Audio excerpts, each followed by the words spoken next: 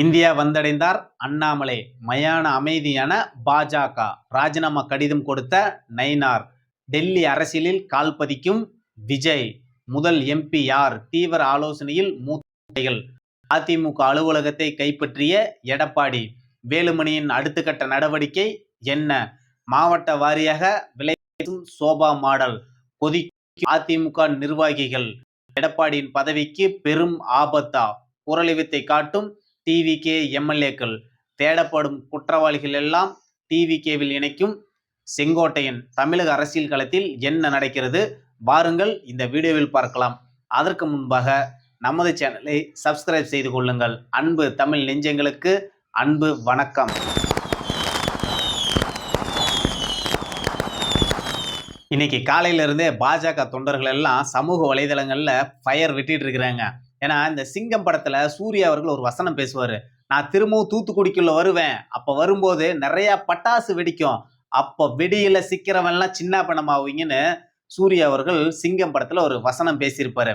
அதே மாதிரிதான் திரு அண்ணாமலை அவர்களும் பரபரப்பான அரசியல் சூழலுக்கு மத்தியில தமிழகம் வர்றாரு. அவரோட அதிரடி இனி தொடங்க போகுதுங்கிறதா நம்ம சொல்லணும். ஏன்னா இப்ப தமிழகத்துல ஆட்சி மாற்றம் எல்லாம் ஏற்பட்டு அதிமுகவுல பிளவுகள் ஏற்பட்டு திமுக ஒரு பக்கம் அதிருப்தி குரல்கள் எல்லாம் ஓங்கி இருக்கிற இந்த நேரத்துல திரு அண்ணாமலை அவர்கள் அமெரிக்கா பயணத்தை முடிச்சுக்கிட்டு இன்னைக்கு தாயகம் திரும்பிட்டாரு.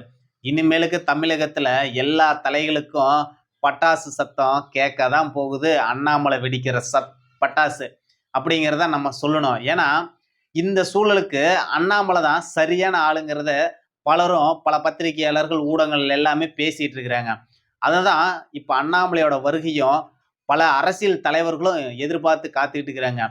ஏன்னா இதற்கு முன்னாடி எத்தனையோ தலைவர்கள் எந்தெந்த நாடு போயிட்டு வந்திருக்காங்க. அப்படியெல்லாம் அவங்களுக்கெல்லாம் இல்லாத ஒரு ஈர்ப்பு அண்ணாமலை மீது வந்திருக்குது. அப்படின்னா அவரு தான் ரியல் மக்களால் தேடப்படும் ஒரு தலைவருங்கிறது தான் களத்துல இருக்கக்கூடிய யதார்த்தம். இந்த யதார்த்தத்தை புரியாம தான் டெல்லி மேலிடம் அண்ணாமலையை கைவிட்டுட்டாங்க. அதற்கு பின்னாடி பல்வேறு மாற்றங்கள் பாஜகவில் நடந்தாலும் கூட, ஆனா இந்த தேர்தல் தோல்விங்கிறது பாஜகவுக்கு இருந்து பேரடிங்கிறதா சொல்லணும். தேர்தல் தோல்வி முடிஞ்சிருச்சு, ஆனா எந்த தலைவர்களுமே வாய் பேசாம அமைதியே இருக்காங்க. இந்த பரபரப்பு பாஜகவில் இருந்தாலும் இன்னைக்கு பாஜகவில் உயர்மட்ட தலைவர்களோட கூட்டம் எல்லாம் கோயம்புத்தூர்ல நடக்க போகுது. அங்க PL சந்தோஷ் அவர்கள் தான் தலைமை தாங்க போறாரு. அங்க பல்வேறு விவாதங்கள் விவாதிக்கப்படுவதா சொல்லப்படுது. அங்க விவாதிக்கிறதுல முக்கியமான நோக்கமே கடந்த பாராளுமன்ற தேர்தலில் 12% வாக்கு வாங்கிய பாஜக இந்த தேர்தலில் 3% கீழே போனதுக்கு என்ன காரணம்னு சொல்லிதான் முதல்ல PL சந்தோஷ் கேட்க போறாரு. இவங்க என்ன சொல்ல போறாங்க? விஜய் மேல பழிய போட போறாங்க. ஆனா இதெல்லாம் தெரியாமையா பாஜக இந்தியா முழுக்க அரசியல் செய்யும்? இவங்களோட இந்த பித்தலாட்ட அரசியல் எல்லாம் இனிமேலுக்கு டெல்லி மேலிடத்துக்கிட்ட எடுபடாதுங்கிறது தான் உண்மை. அப்படிதான் இவங்க சொல்ல போறாங்க. ஆனா அவங்க முழு டேட்டாவோட இன்னைக்கு இருக்காங்க. அவர் போனதுக்கு அப்புறமும் இன்னைக்கு பாஜகவுடைய ஆதரவாளர்கள் பெருமளவுல விஜய் பக்கம் போனாலும் கூட அவங்க ஏதோ ஒரு அரசியல் சுயலாபத்துக்காக இவ்வளவு நாள் பாஜகவில் இருந்திருக்கிறாங்க. ஏன்னா இன்னைக்கு பல தேடப்படும் குற்றவாளிகள் எல்லாம் கூட இன்னைக்கு டிவிகேல சேர்ந்துட்டு இருக்கிறாங்க. பல இல்லீகலா தொழில் பண்றவங்க எல்லாம் இன்னைக்கு டிவிகேல சேர்ந்துட்டு இருக்கிறாங்க. இதனால விஜய் கட்சியில விஜய் மீது இருக்கிற அன்பால பற்றால தெரு தெருவா திரிஞ்சு வாக்கு வாங்கி இன்னைக்கு விஜய முதலமைச்சரா ஆக்கின இளைஞர்களுக்கு தான் பெரும் பாதிப்பா இருக்க போகுது. ஏன்னா அவங்க எல்லாம் அரசியல்ல பழம் தின்னு கொட்டை போட்ட திமிங்கலங்க. அந்த திமிங்கலத்தை கொஞ்சம் கொஞ்சமா அவங்க உள்ள விடும்போது இவங்க பழையபடியே விஜயோட ஆதரவாளராகவோ விஜயோட ரசிகராகவோ தான் இருக்க முடியும் அப்படிங்கிறதான் உண்மை. இது விஜயோட கட்சி தொண்டர்கள் புரிஞ்சுக்கணும். இன்னைக்கு மாற்று கட்சியிலிருந்து வரவங்களை பத்தின முழுமையான விபரத்தை அவங்க தெரிஞ்சுக்கிட்டு சேர்த்துனாங்கன்னா அவங்களோட எதிர்காலத்துக்கு நல்லதுங்கிறது தான். அதுவும் இல்லாம இன்னைக்கு அண்ணாமலையை ஒதுக்குனதுக்கு அப்புறம் இன்னைக்கு அதிமுகவோட நிலைமை என்ன? கடந்த தேர்தல் காலத்துல எடப்பாடியோட கோரிக்கையால தான் அண்ணாமலையை பதவி நீக்கினாங்கன்னு ஒரு பேச்சு அடிபட்டுச்சு. ஆனா அதை உறுதிப்படுத்தும் விதமாக தான் பிரச்சார களத்துல கூட அவங்க எங்கேயும் ஒண்ணு சேரல. கேட்ட தொகுதி கூட சரியா கொடுக்கவும் இல்லைங்கிறது தான்.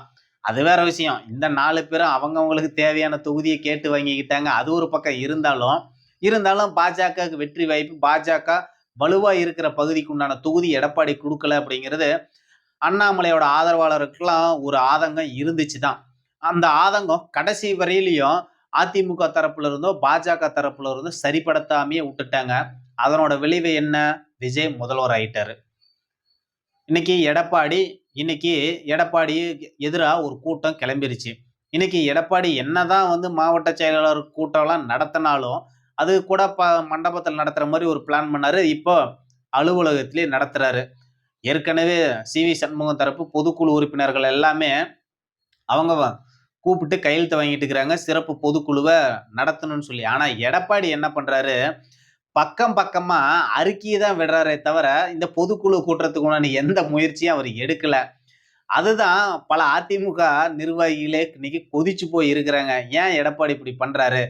இன்னைக்கு இவரு அம்மா ஜெயலலிதா 100 வருஷம் ஆனாலும் கட்சி இருக்குன்னு சொல்லி அம்மா ஜெயலலிதா சொன்னாங்க. இவரையும் அதையே சொல்லிட்டு இருக்கிறாரு. இன்னைக்கு இருக்கிற சூழ்நிலைக்கு தகுந்த மாதிரி இவர் முடிவெடுக்க மாட்டேங்கிறாருன்னு சொல்லி அதிமுகவோட கீழ்மட்ட தொண்டர்கள் எல்லாம் கூட இன்னைக்கு ஆதங்கப்பட்டு இருக்கிறாங்க எடப்பாடி மேல. அதுவும் இல்லாம இன்னைக்கு வேலுமணி தரப்புல இருந்து ஒவ்வொரு மாவட்ட வாரியா அவங்க பயணிக்க ஆரம்பிச்சுட்டாங்க. ஒவ்வொரு நிர்வாகிகளையும் இந்த சோபா மாடல் அரசு விலை பேச ஆரம்பிச்சிருச்சு. அவங்களோட திட்டம் என்ன அப்படின்னா, இந்த மார்டின் கும்பல் தான் இதுக்கெல்லாம் நிதி உதவி பண்றதெல்லாம் ஒரு தகவல் வருது. அவங்களுடைய திட்டம் விஜய் முதல்வரா இருக்கணும். கிறிஸ்தவர் தான் அந்த அரியணையில இருக்கணுங்கிறத அவங்களோட எண்ணமா இருக்குது. அதுக்காக எடப்பாடி இல்லாத அதிமுக வேணும்னு அவங்க நினைக்கிறாங்க. இதனாலதான் அவங்க இந்த மாவட்ட பொதுக்குழு உறுப்பினர்கள்லாம் விலைக்கு வாங்கி சிறப்பு பொதுக்குழுவையே நடத்தி எடப்பாடி நீக்கக்கூடிய திட்டம் தான் இவங்களுடைய திட்டமா இருக்குது. அதுலதான் சி.வி. சண்முகம், வேலுமணி, விஜயபாஸ்கர் இவங்க எல்லாமே சேர்ந்து செயல்பட்டு இருக்கிறாங்க. ஆனா இந்த திட்டம் பலன் அளிக்குமா அளிக்காதாங்கிறது அது ஒரு பக்கம். எடப்பாடி கூட நம்ம எல்லாம் பேசி தீர்த்துக்கலாங்க, கட்சி நம்ம சரிப்படுத்தலாம், கட்சியை அடுத்த கட்ட வளர்ச்சி கொண்டுட்டு போகலாம்னு அவர் அறிக்கை தான் கொடுக்குறாரு. அது கூட தலைவர்கள் தொண்டர்கள் எல்லாமே இவர் எப்ப பார்த்தாலும் அறிக்கையை தான் கொடுப்பாரா? நீக்கிறதா இருந்தாலும் அறிக்கை தான், எந்த தமிழ்நாட்டுல பிரச்சனை நடந்தாலும் இந்த அறிக்கையவே தான் கொடுத்துக்கிட்டு இவர் எப்பதாங்க அரசியல் பண்ணுவாரு? இவர் எதிர்கட்சியா இருக்கும் போதும் சேலத்துல உட்காந்துக்கிட்டு அரசியல் பண்ணாரு. தமிழ்நாடு ஃபுல்லா வரல. தேர்தலுக்கு 1 வருஷத்துக்கு முன்னாடி தான் வெளியிலேயே வந்தாரு. இந்த மாதிரி அரசியல் பண்ணா எப்படிங்க நீங்க அப்படின்னு சொல்லி அதிமுக தொண்டர்கள் நிர்வாகிகள்லாம் இன்னைக்கு ரொம்ப ஆதங்கப்பட்டுக்கிட்டு பலரும் சமூக வலைதளங்களை எழுதுறாங்க. பல மூத்த தலைவர்கள் எல்லாம் அவங்களுக்கு நெருக்கமானவங்க கிட்ட இது நேரடியாவே பேசிட்டு இருக்கிறாங்க அப்படிங்கிறதுதான்.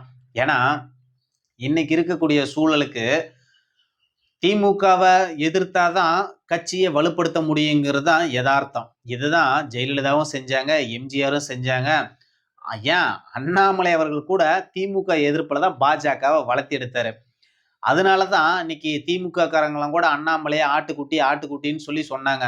அவரும் ஆமாங்க நான் ஆடு மேய்க்கிறவன் தான், அதுல என்ன பிரச்சனை, நான் ஆடு மேய்ச்சி தான் படிச்சேன், ஆடு மேய்ச்சி தான் நான் ஐபிஎஸ் ஆனங்கிறத அவர் உண்மையை ஒத்துக்கிட்டாரு. ஏன்னா இந்த திமுக காரங்களுக்கு அவங்களுக்கு எதிரா இந்த பிராமணர்களாம் எதிர்ப்பாங்க. ஆனா அவங்களுக்கு என்னடா நம்மள மாதிரியே ஒருத்தனை கருப்பா பாஜக காரன் இலக்கி விட்டு நம்மளையே வேடிக்கை காட்டுறாங்கிற ஒரு பயம் அச்சத்தினாலதான் அவங்க இந்த மாதிரி எல்லாம் நடந்துகிட்டாங்க. அதுல அண்ணாமலை அவர்கள் வெற்றியும் பெற்றாருங்கிறது தான். ஏன்னா அவர் மீது கட்டுக்கட்டா ஆபாசங்கள் எல்லாம் கட்டவிழ்த்து விட்டாங்க. அது எல்லாமே திமுகவோட திராவிடத்தோட ஸ்டைல்லயே தான் அண்ணாமலை கடைபிடிச்சு அதை வெற்றி கொடியை நாட்டினாரு. அதுக்கப்புறம் இந்த பிஜேபியோட தோல்வி உண்மையாலுமே டெல்லி பாஜகவுக்கு மிகப்பெரிய அதிர்ச்சியாகவும் இருக்குது. ரொம்ப திருப்திகரமா இல்லை அப்படிங்கிறது தான் அவங்களோட எண்ணமாவும் இருக்குது. இதுல விஜய் அவர்கள் வந்ததுக்கு அப்புறம் பாஜகவுடைய செயல்பாடு பெருமளவுல கம்மியாயிருச்சு. இன்னைக்கு திமுக எதிர்ப்பு தான் பண்ணனாங்களே தவிர இன்னைக்கு விஜய என்டிஏ ஒரு பொருட்டாவே எடுக்காம இவங்க விட்டுட்டாங்க அப்படிங்கிறதான். நயினார் நாகேந்திரன் அவர்கள் கூட பிஎல் சந்தோஷ் கிட்ட ராஜினாமா கடிதம் எல்லாம் கொடுத்துட்டாருன்னு ஒரு தகவல் வருது. அடுத்தது அண்ணாமலை அவர்களே மீண்டும் களமாட போறாருங்கிற ஒரு செய்திகள் எல்லாமே டெல்லி வட்டாரத்துல இருந்து வட்டம் அடிச்சுக்கிட்டு இருக்குது. அது எந்த அளவுக்கு சாத்தியங்கிறது நமக்கு தெரியல, புரியல.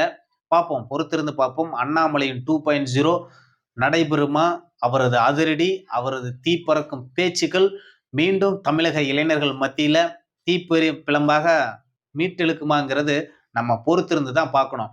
ஏற்கனவே அண்ணாமலை அவர்கள் கூட அதிமுகவோட இந்த கூட்டணி நிலவரங்கள் கூட்டணிக்குள்ள ஒரு ஒற்றுமை இல்லாத ஒரு செயல்பாடுலாம் இருக்குதுன்னு ஏற்கனவே டெல்லி மேலிடத்துக்கிட்டலாம் பேசினாரு. அதுவும் ஒரு சில தலைவர்கள் அத அவங்க தொகுதிக்கு ஏற்ற மாரி தான் சீட்டெல்லாம் வாங்கிக்கிட்டாங்க. ஒட்டுமொத்த கட்சிய அவங்க பார்க்கலன்னு சொல்லிலாம் பல அதிருப்தி குரல்கள்லாம் கடந்த காலங்கள்ல இருந்துச்சு. ஆனா இன்னைக்கு பிஜேபி தோத்துருச்சு. என்டிஏ தோத்துருச்சு. அடுத்தது பிஜேபி கட்சி வளர்த்தணும். அதுக்கு என்னலாம் வழி அப்படின்னு தான் பி.எல். சந்தோஷ் அவர்களோட எண்ணமாவும் இருக்குது. மோடி அவர்களும் அத தான் அறிக்கையாவும் கேட்டிருக்கிறாராமா. தமிழ்நாட்டுல பாஜகவ எந்த வகையில அடுத்து கட்ட நடவடிக்கையில வளர்த்தெடுக்க முடியும். அதற்குண்டான வழிமுறைகள் எல்லாம் வேணும் அப்படின்னு சொல்லி மோடி அவர்களே நேரடியா அறிக்கை கேட்டதா ஒரு தகவல்கள் வருது. ஏன்னா, எடப்பாடி கூட கட்சிய என் கூட மீட்டு குடுக்கணும்னு சொல்லி தமிழ்நாட்டுல டிவிகேவால இந்த பேரம் பேசுறதுல அமித்ஷா கிட்ட ஒரு ஃபோன் பண்ணி பேசினாராம். ஆனா, அமித்ஷா அவர்கள் ஒரு ரெஸ்பான்ஸும் அவர் பண்ணல. இன்னைக்கு எடப்பாடி மேல தலை மேல கத்தி சுத்து தொங்கிட்டு இருக்குதுங்கிறத விட, அவரு தலையிலேயே அந்த கத்தி ஏறிடுச்சுங்கிறது தான். அந்த கத்திய புடுங்கி காயத்த எப்படி சரி பண்ண போறாருங்கிறது எடப்பாடி அவர்களோட கையில தான் இருக்க போகுது. பார்ப்போம், பொறுத்திருந்து பார்ப்போம். ஏன்னா திருமா கூட அவங்களுடைய எண்ணம் எல்லாமே மைனாரிட்டி வாக்கு மையமா வச்சு தான் இவ்வளோ நாள் அரசியல் பண்ணுனாங்கிறத அவராகவே நியூஸ் 18 ஒரு விவாதத்துல சொல்லிட்டாரு. கிறிஸ்தவர்களோட 80% ஓட்டு விஜய்க்கு போயிருச்சு. இஸ்லாமியர்களோட வாக்கு 60% விஜய்க்கு போயிருச்சுன்னுலாம் அவர் பேசுறாரு. ஆனா இவங்களுடைய மொத்த எண்ணமும் திமுக, அதிமுக அது மட்டும் இல்லாம இந்த கம்யூனிஸ்ட் விசிகேகளோட எண்ணம் எல்லாமே மைனாரிட்டிய மையமா வச்சு தான் இவங்க அரசியல் பண்ணிட்டு இருக்கிறாங்கங்கிறத இன்னைக்கு அவங்களாகவே அவங்களோட வாயிலேயே ஒத்துக்கக்கூடிய ஒரு சூழல் தான் வந்துருச்சு. ஏன்னா இன்னைக்கு முதலமைச்சரா இருக்கிறவரு கிறிஸ்தவர்.